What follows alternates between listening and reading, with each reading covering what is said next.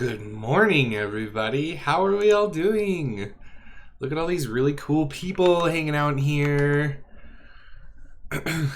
Hello, Simon. Let's see, we got Veronica and Tangi, Wolf Spirit. Hello, Paperback. Hello, Heidi, Chris, Hexen, Veronica. Hi, Tar Apple. Lynn's in here. Let's see, Christina. Hello.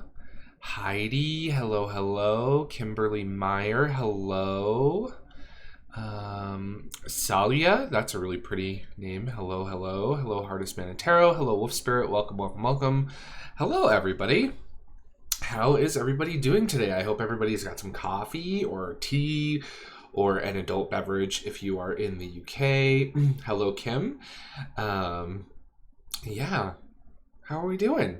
How are we all doing? What you drinking? Anything good? This is French vanilla flat white, which I made, which is good. Black coffee. Oh, I like a little bit of coffee with my sugar and milk. It's the type of person I am.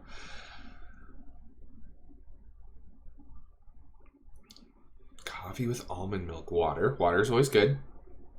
Water is always good.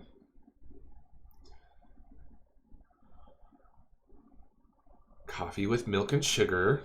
Coffee's always good. I do love some coffee. I have my little Indulge mug. Oh, it's a little hard to see. There we go. Indulge. Hi, Lucy. So yeah, today we're going to be talking about some fun stuff. This topic came up from the last Three Fat Readers discussion. So if you're not familiar with Three Fat Readers, it is a collaboration channel between myself, Lisa from Supportive Tarot, and Danny from Danny Mystic. We just kind of hang out and we talk about tarot topics and things like that. Our last video was a tag we created called #HowITarot, and each of us contributed questions to the discussion, and then we kind of asked each other the questions, and then we've gotten a lot of responses, which has been really awesome. If you've done a response, thank you. If you haven't done a response, do one. We would love to see all of that stuff. And then, yeah, so this came up in that discussion where one of the questions was oriented around if we use tarot in a predictive way or not. And so that's kind of where this came up, because I had actually a handful of people email me about my response to that question, and they thought it was really interesting because I was talking about the differences between like fate, destiny, oracle, divination, etc. So I thought we could have a little discussion on that today. So yeah, it's going to be super duper fun. Ooh, Lucy's going to do one. That's exciting. I'm excited to see that one. Let's see. Hexen asked, have you pre-ordered the Abandoned Oracle from Deviant Moon? I have not. I actually own only one Deviant Moon deck. His art style is beautiful, but his decks, I don't know, they just don't typically jump out at me for me. And the rule with my collection is it has to be a deck that I'm going to use. So if I'm not going to use it, I'm not going to buy it. That's the way it is. So that is what it is. My camera is like really, really bright right now, and I don't know why. I'm like super washed out. Let's see if we can fix that. Maybe. Let's see. Maybe, no, that's okay. Okay, so today, as always, with all of my live discussions and things like that, if you have a question or you want to get my attention or anything like that, make sure you do @ModernMetaphysicMan in chat, or you put your question in all caps like Hexen did, so that I catch it. There's already 30 of you in the chat, which is awesome. So hello, everybody. Thank you so much for stopping by. And yeah, so if you have a question, feel free to put it in chat. Feel free to keep posting it in chat until I answer it. Put it in all caps, all of that fun stuff. The moderators usually do a good job if I miss something of kind of getting me to pay attention to it. Things like that. So if you have a question, be sure to do @ModernMetaphysicMan or put it in all caps so I catch it. And yeah, if you're new to my channel, welcome. Hello, thank you for stopping by. My name's Dustin. We do lots of discussions on all kinds of metaphysical topics, from tarot and oracle. Excuse me. I just swallowed wrong. From tarot and oracle to astrology to sacred geometry, things like that, yeah. Let's see here. Decks are becoming expensive. I was actually really surprised before we jump into our topic for today. I got a couple decks recently from US Games. Excuse me. Woo. And they were really inexpensive, and the quality of them is mind-blowing. So I got the Urban Tarot, which is a Kickstarter deck that was picked up by US Games. It's a Thoth-based deck. It's really beautiful. And then I also picked up this Tarot of the Golden Wheel, which is based off of fairy tales, Russian fairy tales. It's a beautiful deck. The artwork is exquisite. And I'm going to do, I'm probably going to record a walkthrough of these today and try and get them up on the channel, as well as the famed journal video. That's my plan for today, is to record those. So we're going to be doing that after this live. Lots of YouTube work today. But this deck is really, really, let's see if I can get it to focus. Maybe, can you focus, camera? Focus. There we go. So that kind of gives you an idea of the art style.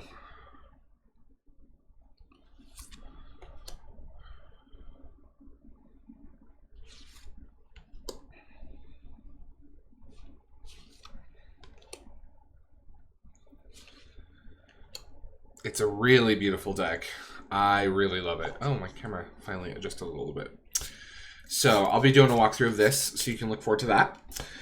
And these decks were only $22 through the US Games website, which blew my mind because I mean, these are indie game quality, indie deck quality, in like 2-piece hard boxes with really great guidebooks, the whole 9 yards, and they were $22, which I was like, hell yeah, US Games, keep it up. So if anyone from US Games ever watches this, bravo, friends.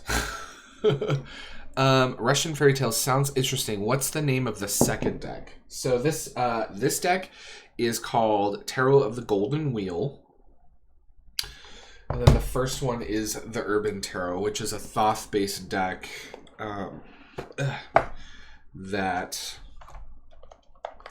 is really pretty.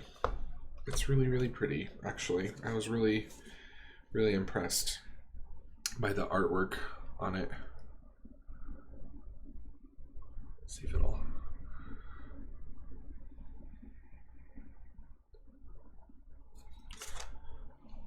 But yeah.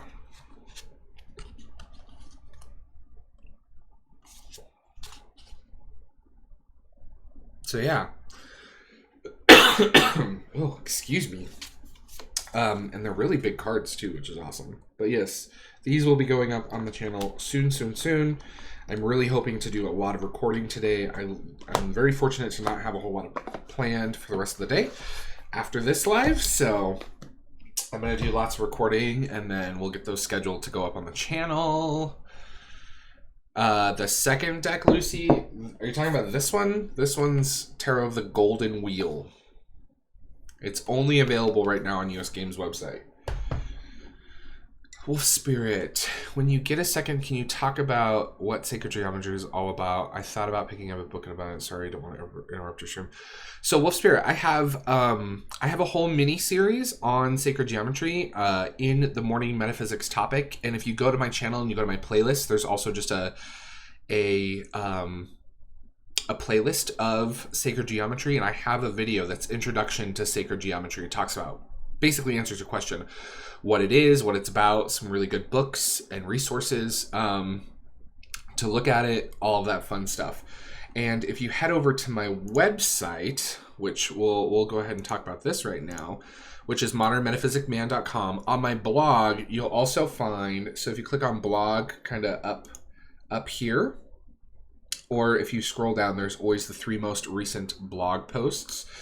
But if you click on my blog, there is a sacred geometry tag. And if you click on that, it will list out all of the sacred geometry mini classes that I've done. And in those blog posts, not only does it cover a lot of that stuff, but it also will have the link to the video that we discuss it on the channel. So you can find all of that stuff on modernmetaphysicman.com.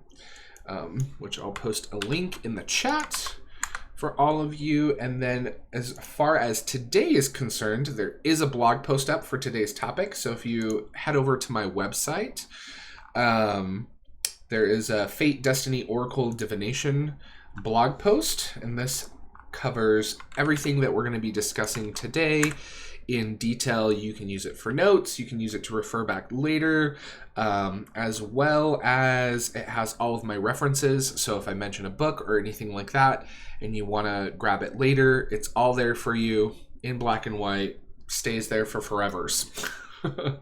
So it's a good little resource. But that second link is the link to today's discussion. So let's go ahead and jump into that.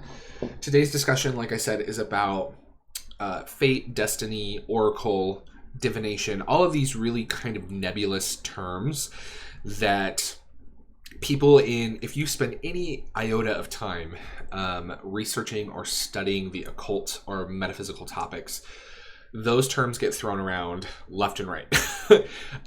Or even if you study literature and mythology, those get thrown around left and right. And sometimes they're interchangeable, sometimes they're not. But they are unique, independent, different words for a reason, because they do have slightly different meanings. And I got a lot of feedback from the 3 Fat Readers discussion that the whole concept of that and the origin of divination and things like that was really interesting. So I thought we could jump on here and we can have a discussion about what those differences are, just from a strictly definition standpoint. There's no hard and fast rules on this, of course. I am not the decider of these things. This is all just based on research and information that I have found, that I have referenced here. Original sources, original, when I say original, it's with air quotes, because we are talking about things like mythology and things like that. So I don't know if you can hear the bird. There's a bird sitting in the tree outside my window singing the song of his people. So he's very happy. I might have to shut my window. So yeah, I did use a few different books for this. One of my favorite mythology books ever, which is Bulfinch's Mythology. If you don't have a copy of this book and you're remotely interested in mythology, you have to get this. In fact, this is the textbook. Well, this version is not, but this is the book that I used, that I had for 2 mythology classes that I took, one in high school and one in college. It is an amazing book.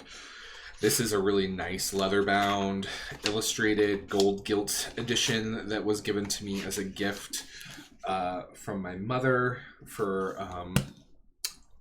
one holiday season, because she knows I'm obsessed with mythology. I also used a book called Mythology by Edith Hamilton. I do also reference Tarot Wisdom by Rachel Pollack in today's discussion, as well as I did throw in a little bit of this. I need to add this to the reference list. I will do it after the stream. The Occult, Witchcraft, and Magic Illustrated History by Christopher Dell. So those are kind of some of the resources, as well as the dictionary, dictionary.com to be specific, for some of the definitions. So yeah. Top Chat. Yeah, Top Chat's so annoying. So let's dive into this. Fate and destiny, right? So fate and destiny, right? Whenever people talk about fate and destiny, I always picture the scene from Hercules, Disney's animated film Hercules, with the three fates. That's always what pops into my mind when I think about fate. And this is actually a plate taken from an old manuscript depicting the three fates.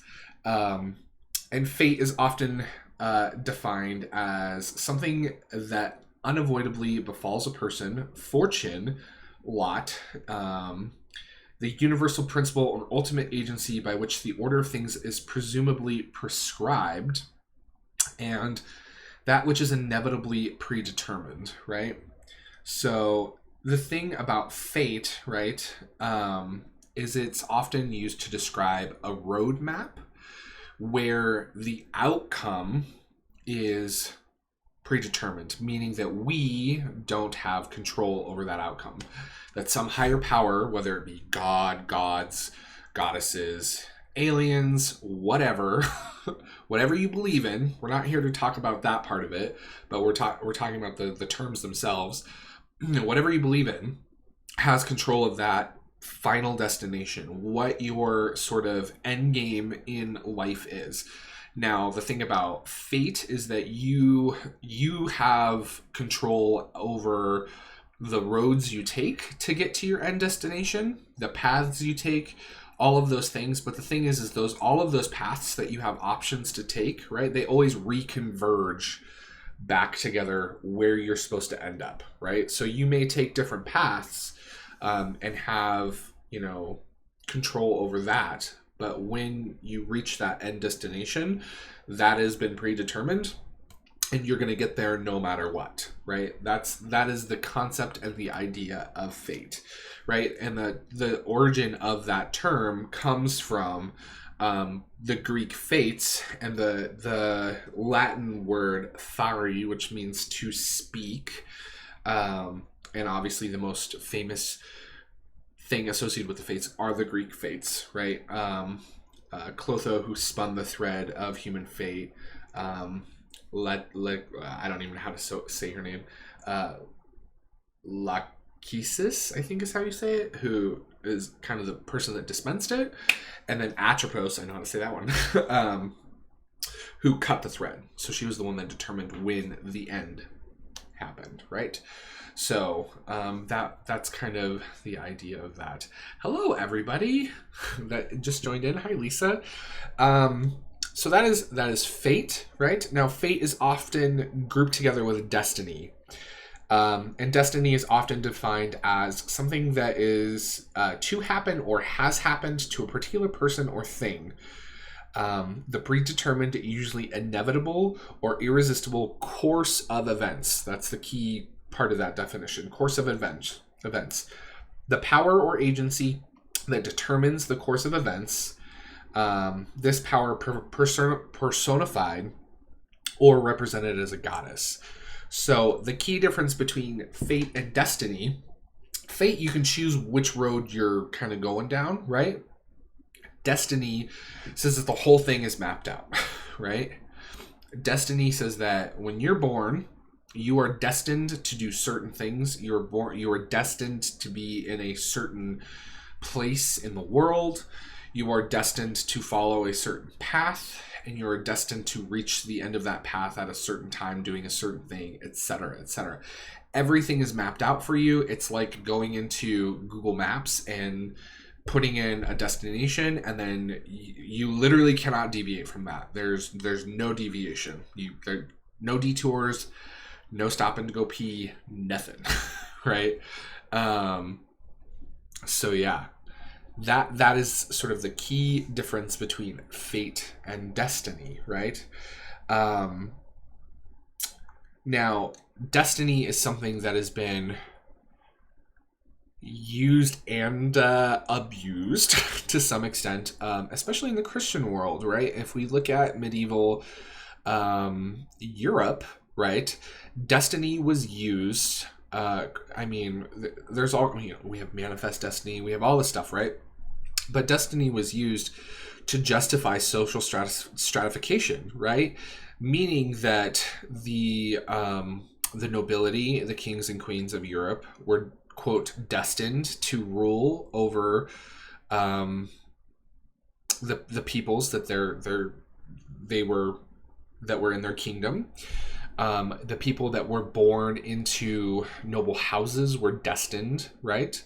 That everyone had their place and their role to play in the system of the universe as God created it, right? That is an example of destiny, right? And they use that and abuse that to some extent to control people, and to keep them in their place, right? It was the foundation of serfdom. It was and their sort of social, political, economical system that existed within the majority of Europe through the Renaissance, right? It wasn't until the Enlightenment that we saw a breaking away from that, where people started to question this whole destiny thing, right? And okay, well, if I was born as, a blacksmith's son, am I really destined to be a blacksmith? No, right?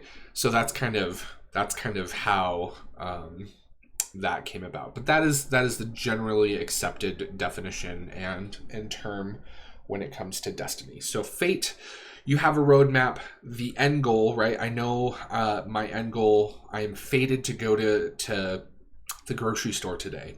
I can go whichever way I want. I can stop at the post office. All those things are my choices, right? However, if we look at destiny says that it's my destiny to go to the grocery store today. And when I go to the grocery store, I have to go to the post office first, and I can't go anywhere else, right? Those are kind of the two differences.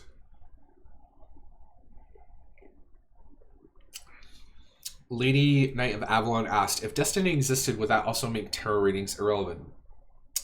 Depends on your belief of destiny, right? Some people may believe that your tarot reading is destined, right? So you are destined to get a reading that will change your course of action, that will lead you to your final destination, right? That you are destined to have that experience in order to keep you on track. Do I believe in that? Not particularly. I don't want to get too much into like my beliefs and all this and stuff, because that's a rabbit hole that we can spiral down like really rapidly. My goal again in this discussion is just to kind of outline and define these things, and then we can kind of have a discussion at the end. But the key difference there, fate, end goal, predetermined. How you get there is your own damn control. Destiny is everything start to finish, predetermined, out of your control. So those two things. Any questions about those two before we move on?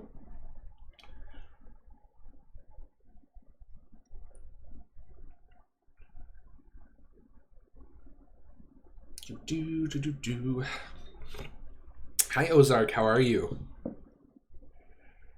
Lots of people popped in. Hello, if you popped in the middle of my little spiel there, hello, I'm sorry, I didn't want to miss you.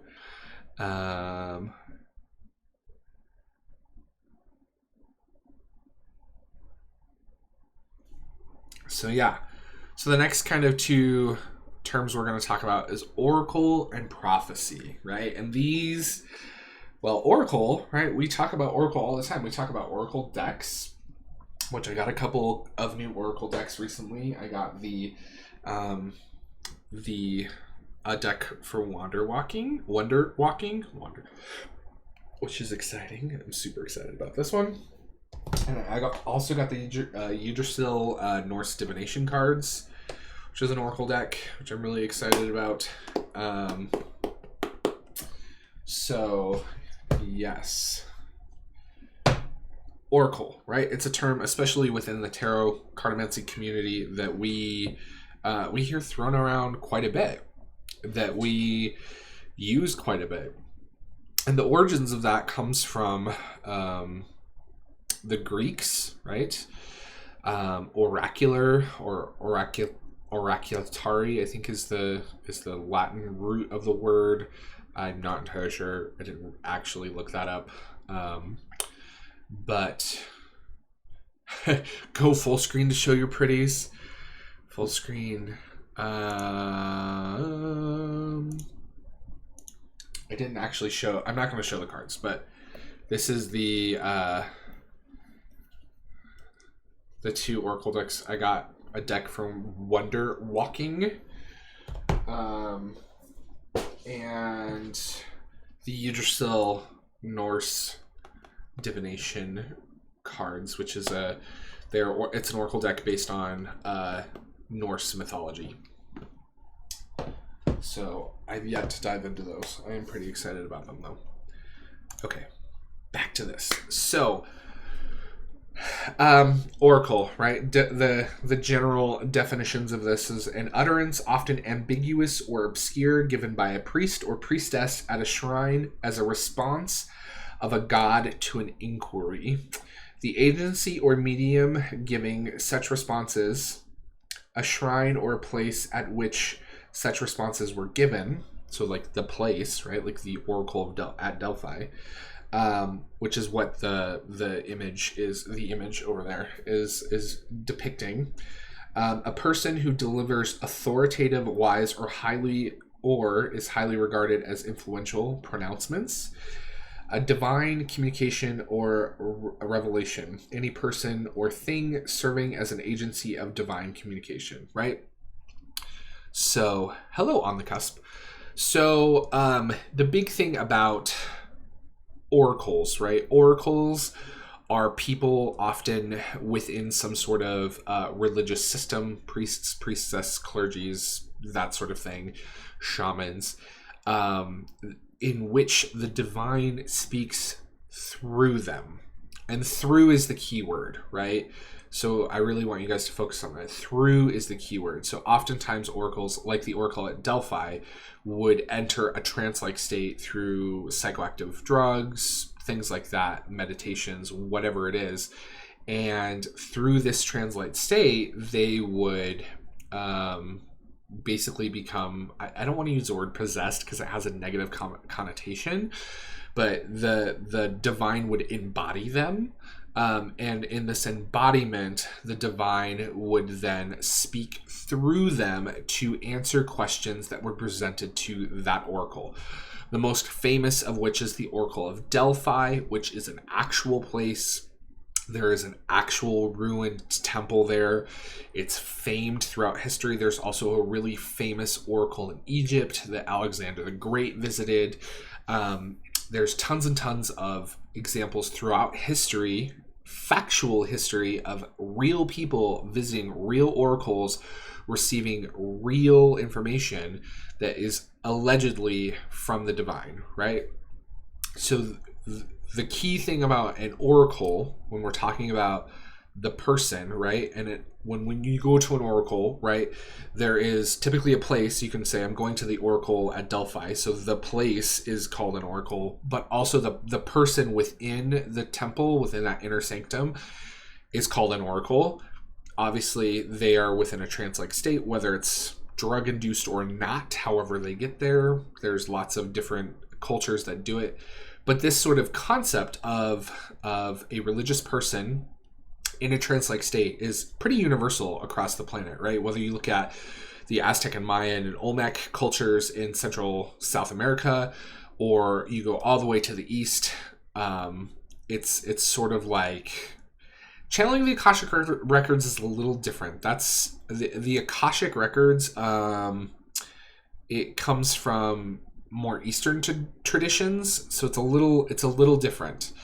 But the oracle basically is being embodied by spirit, by a god or goddess, and that god or goddess speaks through them. So the person literally becomes a puppet. Like again, possession has a negative connotation, but they're basically being possessed by the god. So, but yeah, that's channeling. Channeling is a different thing. Channeling is a very different thing. Channeling often, I'm not going to get too deep into channeling, but channeling often refers to spirits, people that have passed, things like that. So in the sort of greater order of things, right, we have souls and spirits of people that are in existence today, people that were in the past, people that may be in the future.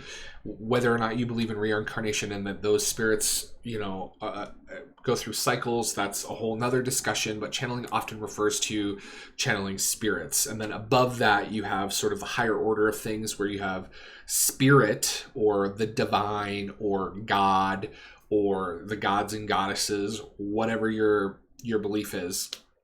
That's sort of like a step up, and that's the level that oracles are connecting to, and that those gods and goddesses or God or spirit, whatever it is speaking through the oracle and answering questions, for the spirits on earth, and the questions that we have. Prophecy and prophets. And prophets is something that probably everyone's grown up, especially if you grew up in any sort of Judeo-Christian background, as many of us did. Not saying that's universal or anything like that, but a lot of people do. You've probably heard of prophets, like Moses. He was a prophet. Noah was a prophet. There's a few of them.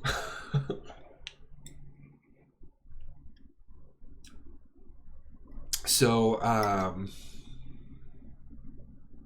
there is, let's see, Lucy says there's a term channeling in Wicca, and in that term, so when you're, well, I mean, it's hard to say, again, right, a lot of these terms are used interchangeably. Historically, channeling refers to spiritual work with people who have passed. In terms of channeling goddesses and gods, that is very much acting as an oracle, is what you're doing.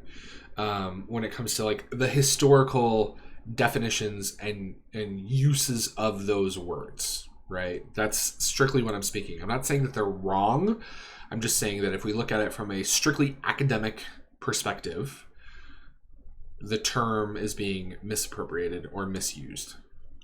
If that makes sense, right? Don't want to step on any toes. I'm not the person who decides these things. No one should be the person who decides these things. I'm just going off of the widely accepted historical academic definitions and approaches to these concepts and terms. That is all. So yeah.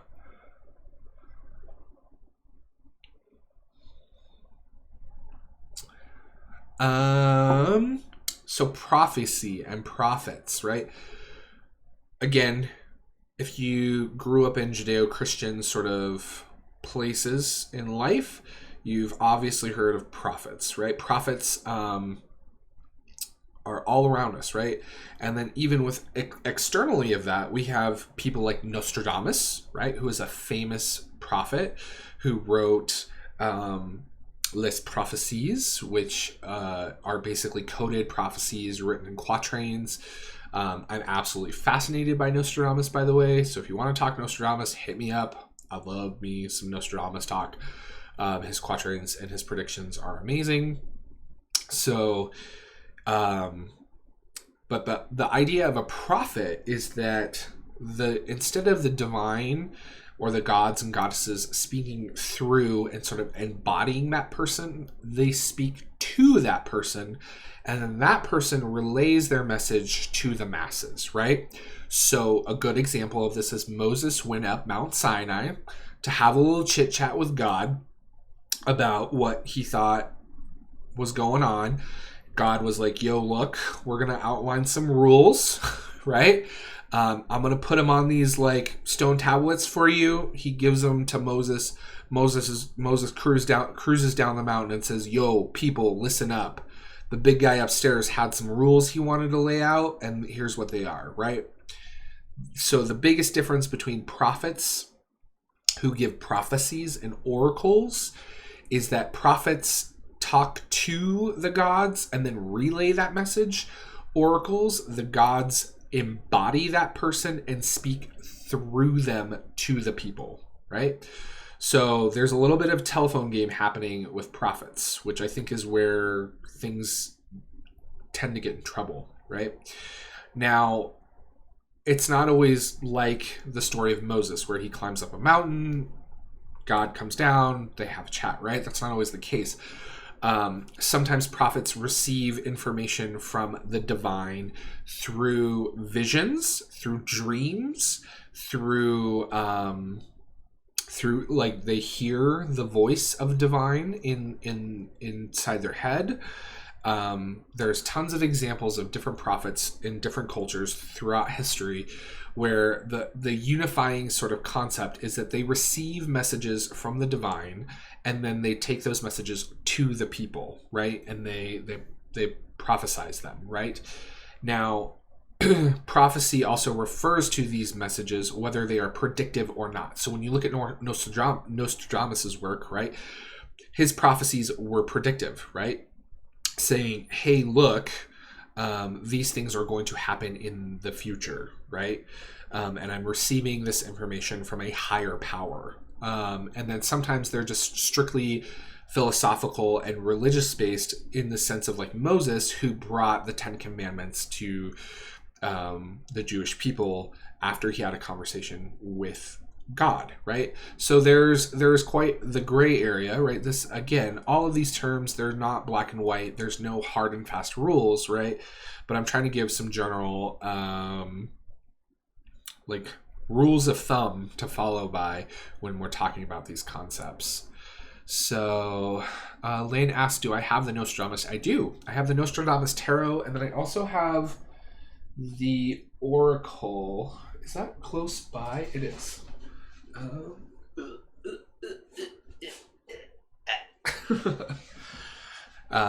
This is one of the, let's swap back over. This is the Nostradamus Golden Tarot or Oracle, which I was really excited to get, which is a newer deck by, who published this? Los Scarabeo published this. But it uses some images from what's considered the Lost Book of Nostradamus, is what it's often called, in which there are illustrations throughout the whole book of different things that they suspect are related to his prophecies.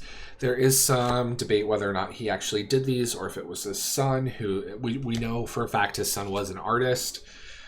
So there's a really interesting documentary floating around about the Lost Book of Nostradamus. I'm sure it's on YouTube. You can probably find it. But it's really interesting stuff. So yeah, this is a cool deck. And then I also do have the tarot, which is down in this cabinet over here, which I haven't used in a while. I should break that out again because I do enjoy it. It's a really nice deck. But yeah, Nostradamus is a famous prophet, right? But there are other prophets, religious prophets, things like that. Let's see.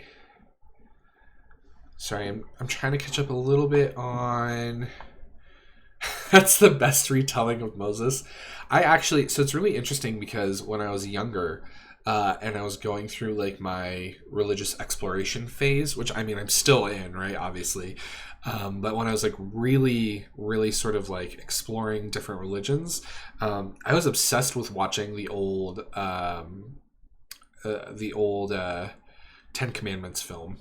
I loved that movie. I just thought it was so interesting because the religious like dogma around like magic, right? The idea of magic and people telling me that magic isn't real. And then you watch this movie and you read the Bible and they talk about Moses literally using magic and the Egyptian priests literally using magic.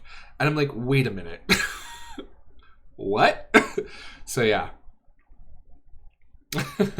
My finger, yay. Yeah. I love my little henna. I got that at the Renaissance Festival when I went last weekend. And it's still going, which is cool. I actually might get some henna and like go over it again because I really like it. So yeah, prophecy, prophets, right? Oracle, the gods divine speak through the person.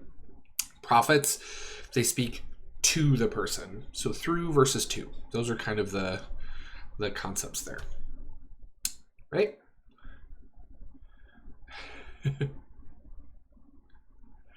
Right, Catholic mass. Yeah. I mean, it's fascinating. The Bible is full of that kind of stuff, right? And then they're like very adamant and very against it, which is really interesting. But anyone who does scholarly work on it, obviously there's like references throughout there. So, hello, Alpheus Levy. Yep. Levy is a great example of that. So any questions before we keep cruising through this world of terms and concepts?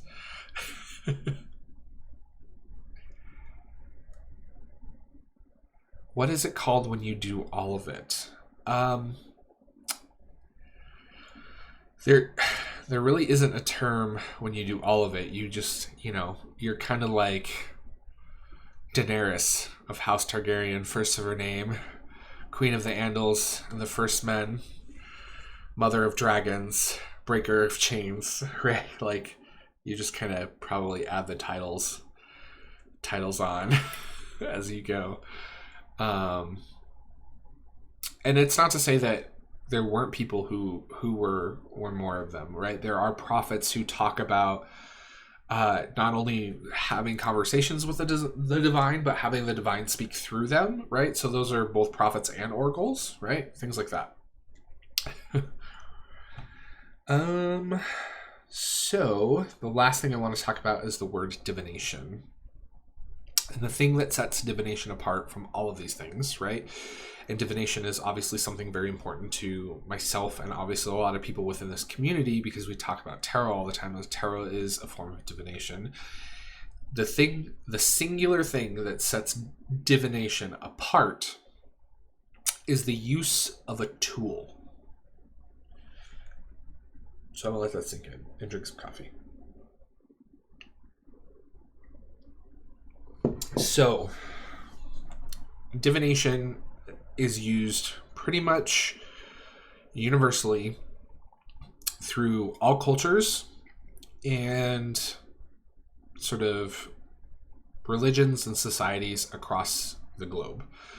Whether it's tea reading, whether it is divining things through runes, tarot cards, candle wax, flames, scrying in water, scrying in mirrors, clouds, weather, the way birds fly. All of these things have been used as divinatory tools or things to use to divine messages from the spirit or the gods or whatever, right? And it's that tool that makes it unique, right, to all of these other forms of prophetic vision, whatever, right? Historians don't really have a clear idea of the origins of divination or where it came from. Obviously, it comes from very, very ancient pagan religious practices. Chocolate is my weakness. Me too. But my favorite sort of origin story and telling of the origin of divination comes from the Greeks. And it comes to us, through Homer in his writings called A Hymn to Hermes. Now, Hermes is the messenger god for the Greeks, and he is the god of thieves, the god of trade, a lot of these things. And it was really interesting because when I recently read Rachel Pollack's new book, she actually talked about this myth, which I thought was fascinating. She did specifically call out that Hermes was the god of magic, and although he has a magic wand, he was not the god of magic. That kind of, I was like, but she does retell this legend in her book, which I thought was really wonderful. It brought a smile to my face. It's in the chapter about the magician. which is really great. But yeah, I remember every time before the new year, they would broadcast Nostradamus on TV, in which my parents decided to freak us out with. That's funny. Nostradamus is fascinating. I love him. So yeah, great book. It was interesting that she chose to call him the god of magic, which he is not the god of magic. So I kind of want to write her about that and be like, I don't know where you're getting that from, but he wasn't the god of magic. He did have magic. He had a magic wand. He was associated with different things like healing and things like that, and magic, but he was not the god of magic. He was the god, the messenger god. He was the god of trade and of travel, but not magic. But he also was the god of divination. And how did he become the god of divination? Well, Hermes was known to be a little bit of a trickster god. And when he was born, the day after he was born, he decided he wanted to go on an adventure. Yes, a newborn god. And crawled out of his crib. And he went on a little hike. And he came across a herd of cows. Right? And he was like, ooh, yummy. I'm hungry. I'm a new god. I need some food. So he stole some of these cows. And he went and had himself a little bit of a barbecue. And he realized that some of those cows, before he sold them, actually belonged to his brother Apollo. And Apollo is the god of the oracles, right? The oracle at Delphi was dedicated to Apollo. He is most famously known for that. So if you went to the oracle of Delphi and you spoke to the oracle, you were speaking to the god Apollo. Now, he went and had himself a little barbecue. He was super full, and it was yummy and delicious. And he went home and crawled back into his crib and got his binky and covered up and went to sleep. And Apollo found out about this, right, when he went to go check on his cows. And he was kind of pissed. He's like, where are my cows? And he found out that, little baby bro Hermes had himself a barbecue, and he was really mad. So he grabbed little baby bro, and he went to daddy and was like, yo, Zeus, your new brat here ate my cows, right? My sacred cows. Your kid ate my sacred cows. And Zeus, and he was like, you need to punish this kid. And Zeus thought it was hysterical, right? He's like, first of all, they're cows. You need to calm down. And second of all, he's a kid, and this is really funny, right? And of course, the reason why he thought it was funny was because when he asked Hermes about it, Hermes was like, I'm a baby. I don't know anything about these cows. I still have my blanket, right? And so Zeus thought it was hysterical, right? Obviously, I'm paraphrasing all of this. If you want like the really long-winded version, check out Bullfinch's Mythology. It's in here. It's really good. But anyways, Zeus was like, okay, this is really funny. You guys need to get over this and make up, right? And so in order to make up for this, Hermes, while he was out on his little adventure, he came across a turtle, and he took the shell from the turtle and created the lyre, which is one of the very first instruments, right? And it's famously associated with Hermes. And he gave the lyre to his brother Apollo. And Apollo was like, all right, we're cool. This is cool. I like this. And then Zeus was like, yo, so Hermes, what do you want to be the god of? And being the snarky little brat he was, Hermes looks at Apollo. And knowing that Apollo oversees oracles, right, he said, I want to be the god of oracular prophecy, right? And Zeus was like, no. Like, come on, kid. And Apollo, interestingly enough, steps up to his father and says, well, I have an idea. Because that's mine, and I am the god of prophecy and oracle. But there is a prophetic device or magic that is much more ancient than that. Interesting fact number one, much more ancient, older, existed before, and that is the practice of divination, most famously practiced by the Fates, who divined the fate of every man on earth from a string. And thus Hermes became the god of divination. And so when you practice divination, right, Hermes is the one that is sort of aiding you in using your tool in order to get the information from the higher realms, this whatever you want to believe in, right? When you're doing the practice, according to this legend, right? Obviously, there are different legends throughout different cultures and things like that. But that's one of my favorite because it's such an interesting telling of how the Greeks and later obviously the Romans viewed their divine gods and goddesses. I love the personification of things. I love how relatable it is, right? Like sibling quarrels, things like that. But it's a really interesting concept how even the Greeks had a very clear line between oracular prophecy and divination, right? And they also recognized that divination was the older magic, which was performed by the fates, the three sisters that I mentioned earlier. So yeah, I always thought that was really fascinating and really interesting. So that is my little spiel on divination. So just to quickly kind of recap, right? Divination uses a tool, right? Prophecy, God speaks to a person, that person relays that information. Oracles, gods, goddesses, whatever, speak through a person. They embody that person, they possess that person, whatever it is, and they speak through them, right? Destiny, everything's predetermined. You have no control over anything, air quotes, from day one to the last day, everything's predetermined. Fate, the end is the big thing in your life, what you're supposed to accomplish, whatever your reason for being is, that's predetermined, but everything else is your own choice. However, everything will always converge, no matter what choices you make, back on that sort of end game. So yeah, those are kind of the different terms, and the more academic sort of definitory, I don't want to even use that word, like the more academically used ways of looking at those terms. Now, obviously, if you do any research into the occult, read books, anything like that, these terms get thrown around, they get mixed and shuffled and things like that. But there are different words for a very good reason, because they do describe different things.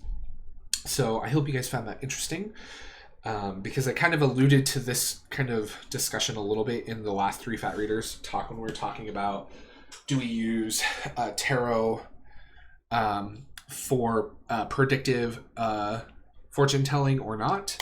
And I got a lot of feedback. I had a bunch of people email me and message me on Instagram and other places about this concept. So I wanted to share it with all of you. And again, all of this is on my blog. It will be there for all of you to check out. You can even rewatch the video here on the blog and things like that. If you have questions, feel free to post them in the comments below. If you post them on my blog, you can register on my blog in a bunch of different easy ways, and you can reach out to me there. You can message me on Instagram. All of my social media links will be in the description below after this video goes up. It's also on all of my other videos, so you can totally find all of that there. And yeah, that's all I had for you guys today. So if you have any questions, let me know. And I do have some really cool things in the works when it comes to classes and things like that. I'm working on some really in-depth classes, ones that will really go in deep, just because the Morning Metaphysics is a really cool platform to discuss sort of the first shallow end of a lot of these topics, and give people kind of a tidbit. My goal is always to get you guys interested in these things and to go out and research them more, find the things that you resonate with, find the things that are interesting to you, and make them a part of your practice or your, academic research or whatever it is. But I really want to be able to go deeper into subjects. And even when we're talking about like the mini series that I've done, they're still very fundamental and rudimentary, like the reading your natal chart, things like that. So the first one that I am working on is a tarot related one. So I'm hoping to have that done probably by the end of August. And I'll be making big announcements about that on all of my social media platforms, things like that. So keep an eye out for that if you are interested. If there's something that you are interested in learning more about, specifically when it comes to the tarot, that you feel like you can't find in other places, please let me know. I would love to hear that. I love hearing about that stuff, so that, you know, you guys can get some really interesting content.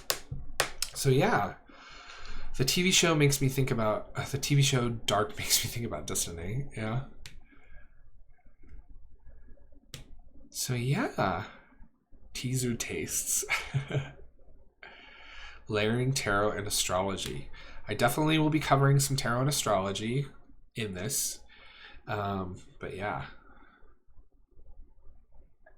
Fundamentals are always important, and it's always good to go back to fundamentals, right? I haven't painted with watercolor in 9 years, right? So the first thing that I did when I picked watercolor back up is, I don't even know where it is now.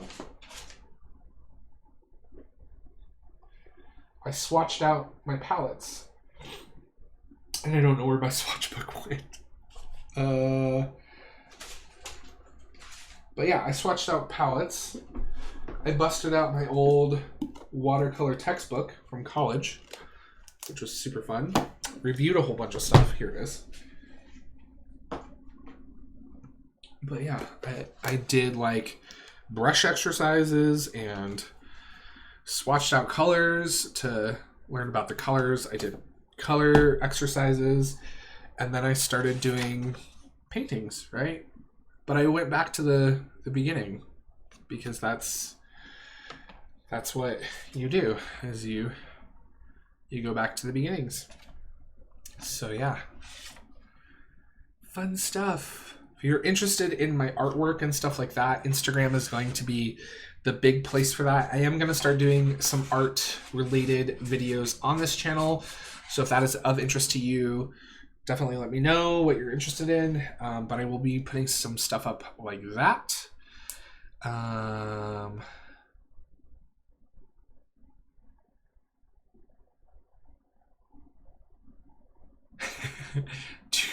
Do I drink Bailey's from a shul? That's funny.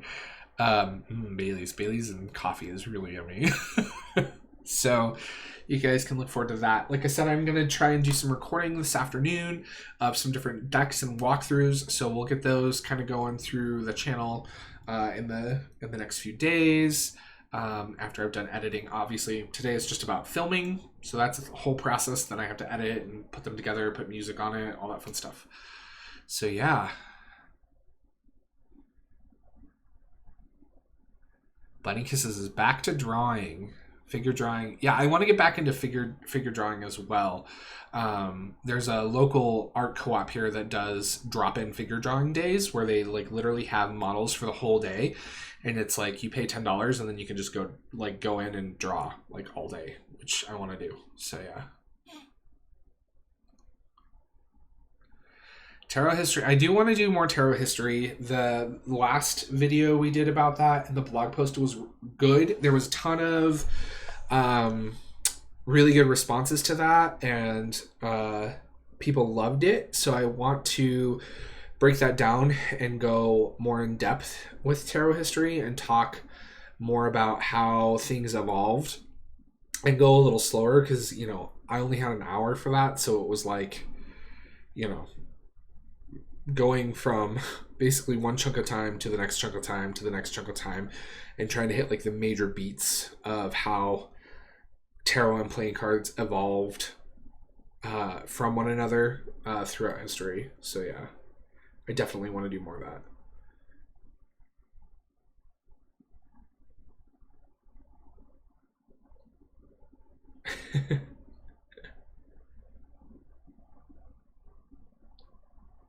Lucy, did you see my my brief history of tarot video? I'm not sure if you saw that or not. I'm pretty sure you did. I think you commented on it. So yeah. So that's all I had. Any other questions about today's topic or any other topics? Again, you can always find all of the topics and information on my blog.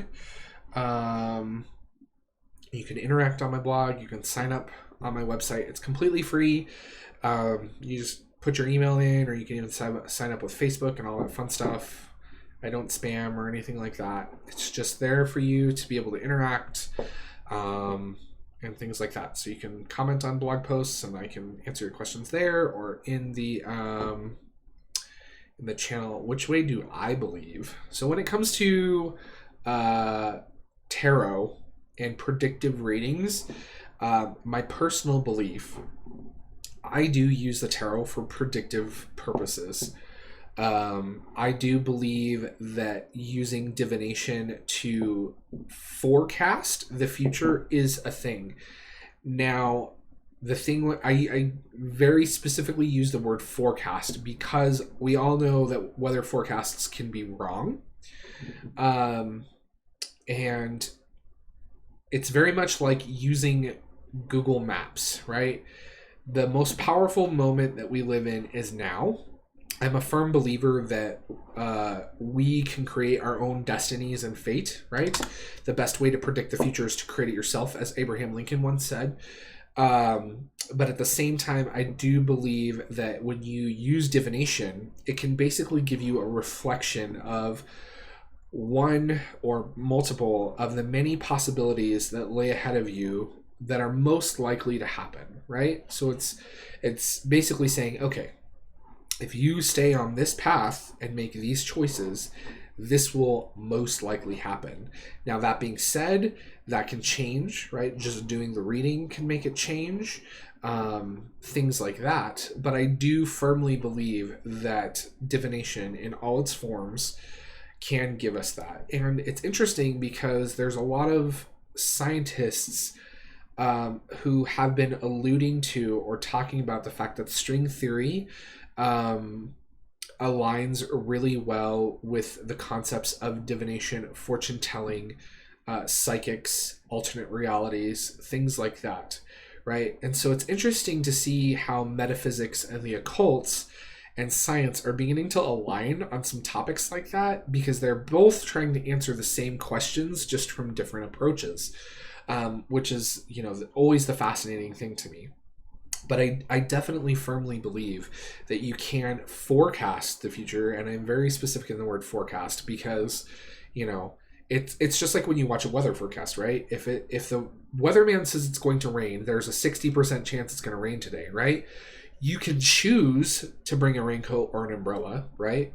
That is completely your choice.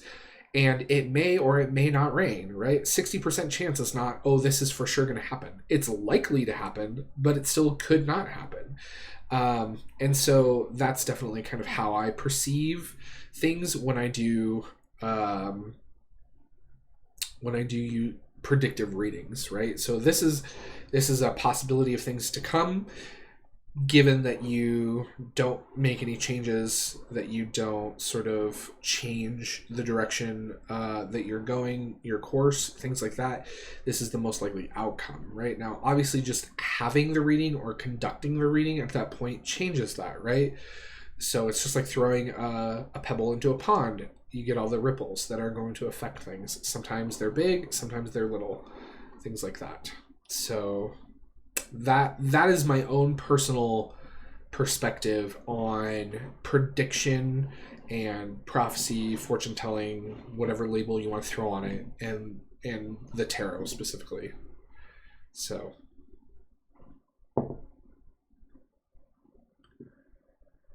oil spills? I missed something in chat.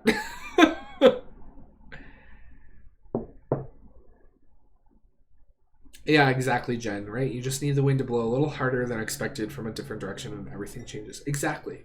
So yeah, that is how I perceive it. But I definitely think that you can use tarot and divination in a predictive manner to forecast things that might be coming, right? I'm such a Yoda. I wish I was as cool as Yoda. It'd be awesome.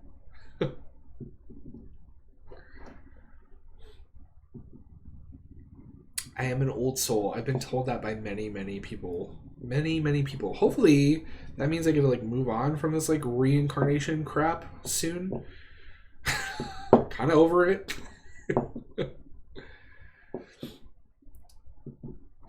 Yeah, don't call me Yoda. No, Lisa.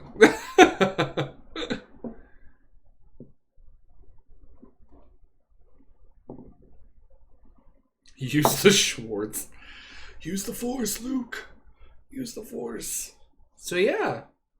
Any other questions? Before we wrap things up, we've been going for about an hour now, which is awesome. I honestly didn't think that would take an hour to go through, but it did. So thanks for bearing with me, which is awesome. And the watch count really hasn't changed at all. There's been like 30 people the whole time, so it's like amazing. So I super appreciate it.